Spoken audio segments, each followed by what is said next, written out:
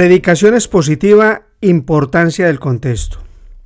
Hay una pregunta general que hacen todos los que escuchan predicar y enseñar las Sagradas Escrituras por primera vez o en varias veces. Y es la siguiente: ¿cuál es la iglesia cristiana verdadera? Porque como bien debemos saber los cristianos nacidos de nuevo, las creencias cristianas son las más divididas frente a las demás creencias a nivel mundial. Lo que implica otra pregunta: ¿cuáles son los predicadores y maestros que enseñan la verdad? Porque todos dicen hacerlo desde la Biblia, o sea, desde las Sagradas Escrituras. La respuesta es: la Iglesia de Cristo no depende de una denominación, sino de todos aquellos escogidos de Dios que enseñan y siguen las enseñanzas de Cristo en cada iglesia local, aún sin entender por qué Dios hace cosas que no podemos entender claramente cuando se trata de su gracia y de su soberanía. Dicho esto, todos los obispos no tenemos las mismas convicciones, entendimiento, aprendizaje, etc., pero sí todos debemos enseñar las doctrinas de Cristo, que es la base y el fundamento del cristianismo, siendo lo más importante como escogidos de Dios. Y esta verdad frente al Evangelio de Cristo la debemos buscar todos los obispos en lo más puro que hay en este tiempo de los escritos, copias de los originales, Antiguo Testamento hebreo arameo y Nuevo Testamento griego, donde el mensaje, la palabra de Dios tiene que ser cristocéntrica y esta la más importante, y el mensajero, el obispo, solamente un siervo inútil que no recibe exaltación alguna o ninguna de nadie por sus dones y ministerio. ¿Y cuál es la razón?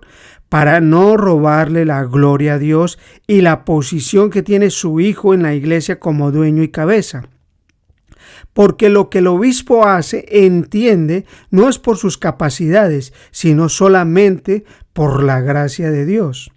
Ahora, en los escritos sagrados, el peso de lo que el escritor está transmitiendo cae directamente sobre el contexto, el cual le da el significado a las palabras que se usan, de acuerdo a lo que viene enseñando o desde su idioma original.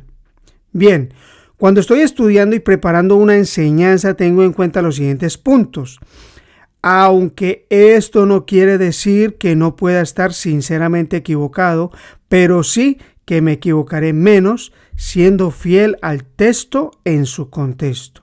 Primero, contexto general, textos superiores de cada tema o asunto, para alinear o equilibrar los otros textos y así hacer una seria y cuidadosa interpretación del texto. Ejemplo, tema o asunto, la salvación. Textos superiores, Juan 10, 27 al 29, Romanos 29, 30, Efesios 2, 8, 9, y todo texto que enseñe que la salvación es por gracia y eterna, que no depende del conocimiento, de la revelación ni de ningún nombre denominacional, serán textos superiores en ese tema.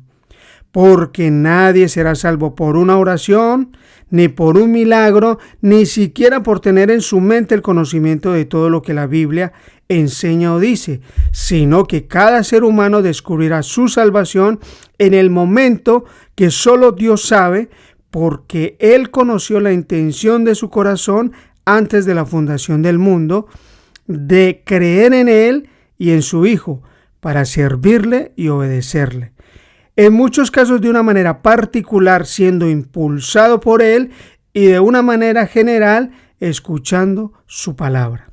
Ahora, otros textos que indiquen lo contrario acerca de la salvación del ser humano, habrá que alinearlos, equilibrarlos a su contexto general.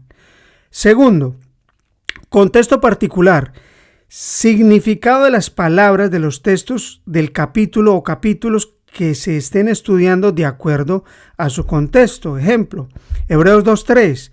La palabra griega descuidar es ameleo y su mejor traducción aquí es no hacer caso. Esta palabra la traducimos literalmente del griego, pero la que sigue no, y es la palabra griega sotería, que significa rescate o seguridad, salvación. Pero en este contexto su significado no es literal del griego y lo que significa es mensaje, que es lo que viene hablando los textos 1 y 2 del capítulo 2 de esta carta. Y tercero, su significado literal del griego al español y en su contexto, porque una palabra griega puede tener demasiados significados al español. Ejemplo, en el capítulo 3 de la carta a los Colosenses, texto 1, la palabra que traduce la Reina Valera 1960 del griego es poner la mira. Ahora, en español esto lo podemos entender mucho más como mirar y no como pensar o poner en la mente, que es la mejor traducción de la palabra griega phroneo.